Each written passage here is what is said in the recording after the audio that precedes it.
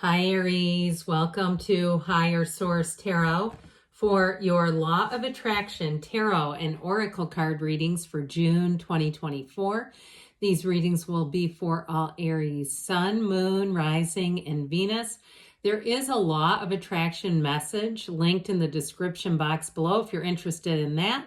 This will be the theme for the day, brought to you by the Moonology Manifestation Oracle card deck. You have the last quarter moon in Libra. Make time for self-love. Now, we're going to have both a money and a love reading. We'll see how that interrelates to the readings. Make time for self-love. We're going to start off with the money reading today.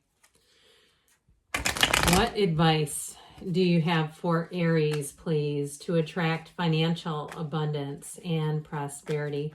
What does Aries need to know about money, please?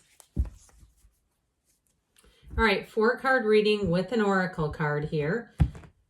You have here the 5 of Cups in the past, the 4 of Cups, interesting in the present, the Empress in the outcome. I like that a lot. The 7 of Wands, don't quit 5 minutes before the miracle happens. I can't do this. I saw the 7 of Wands, right? We had that. 8 of Wands is on the bottom. It just seems like it's too much of a match to leave that behind. So I feel like somebody here, you had a bit of a turn of events. Now, with this 5 of Cups in the past, something that changed on you, whether it was something that slipped through your fingers, or again, it was something that you loved once that seemed to change. Now, I also got this too, if you had a breakup that's affected you financially, because I know when you start messing with Aries money, it can affect the whole operation, the whole outfit gets impacted. And so whatever this was, though, it is about, and I say this cautiously, don't cry over spilled milk. And I understand when it's, you had a divorce or a relationship that ended or a job loss. Okay, it's easy to say that when you're not living through it. But I've been through things, so I do understand. But either way, I feel like they're trying to tell you, you have a new beginning. It's really about focusing on that new beginning. Now, for someone, I feel like it's kind of been maintaining the status quo with this 4 of Cups. He's not really interested in expanding. He's also not interested in settling. And I feel like you're going to have the right opportunity coming in here. And so if it's been a housing situation where you've just kind of maintained and said, you know what, the HOA fees are too high, or that's too far of a commute, or, there's a list. That's what I'm getting, this list of reasons why those wouldn't work.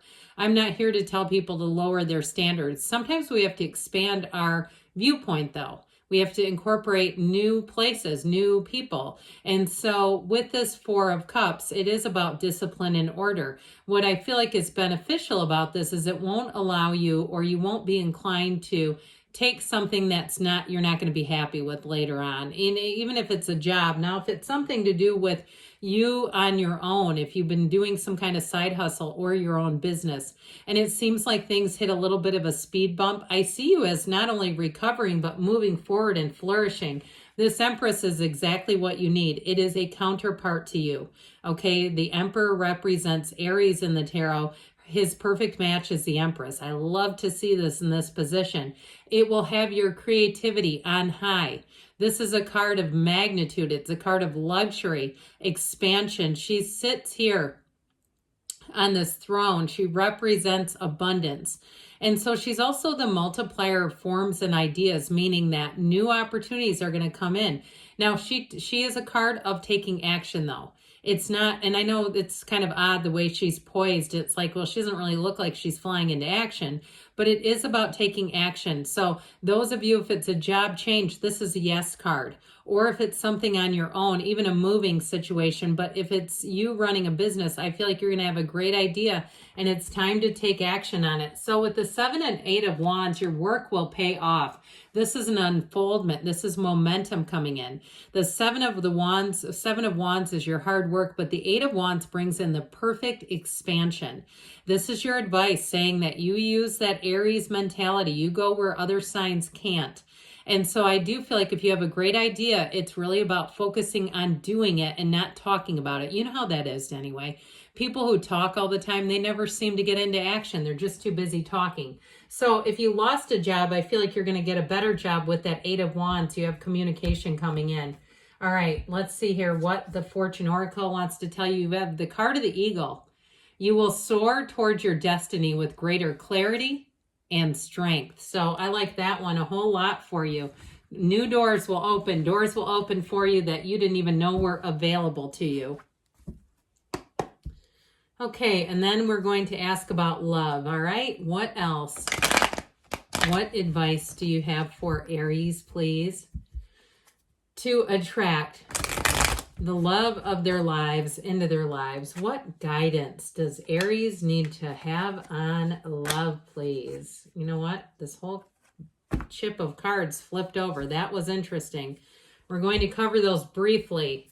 Okay, there's something about the way they turn themselves over that I felt like instead of forcing them back in, let's see what they're about. You've got the 5 of Wands, the High Priestess, the 2 of Wands. 2s are partnerships. The 9 of Cups represents you and your happiness. So, oh my God, they came out again together. What is this? What is going on here? So, well, I said we'd touch on these briefly. That 7 and 8 of Wands stuck together, but they literally turned themselves over so they were facing the opposite way in the deck, all right? So there's something about this. I feel like they are saying somebody here needs to hear these two together. And so we talked too about this all came back out, all right? So I feel like there's a second message here that is bringing these cards forward again, that energy of don't give up before the miracle happens. If you've been in conflict and you're single right now, it's showing up in the cards. The 5 of Wands is a conflict. It's childish. It's nonsensical. And so it's also a change card. It's in the past. So now we have those 2 5s that joined in here. And so I do feel like they're saying if you are single or if in terms of you're in a relationship, it's time to get yourself back to center, get grounded, and not be pulled into meaningless petty arguments or conflict. Even if it's too, if you're looking for reconciliation and the people around you won't like that idea for you, I still feel like you have to stay true to yourself. That's what the High Priestess is all about. Now, she can detect a lie from the truth in seconds. She sizes things up immediately. So your instincts are on point. If you meet somebody and you don't feel great about it and you say, well, maybe I'll give them a whirl. Everybody tells me I'm too picky. I feel like you're going to need to rely on yourself here. There's something about this. She's also to the card of the Virgin, so it can represent celibacy. This is in the present, all right? So it's not telling you that's what you're going to get more of. You have happiness. You've got a partner coming in. And I do feel like with this, it may be another fire sign, Aries, Leo, or Sagittarius. But ultimately, she's in flow. She's telling you, get yourself on that spiritual beam. Quiet the mind down. Get yourself settled. And this is all about balance. But she is prima materia. Matter comes from the mind. So attracting, it's all beginning with your energy. Now, I do feel like you're attracting a partner here who has lots of goals, who makes things happen in their life. They're not just a dreamer. This is somebody I heard who is an activist. I'm not sure activist is quite the right word for it. I feel like it's somebody who takes action, who's going to be very reliable in terms of what they tell you about themselves.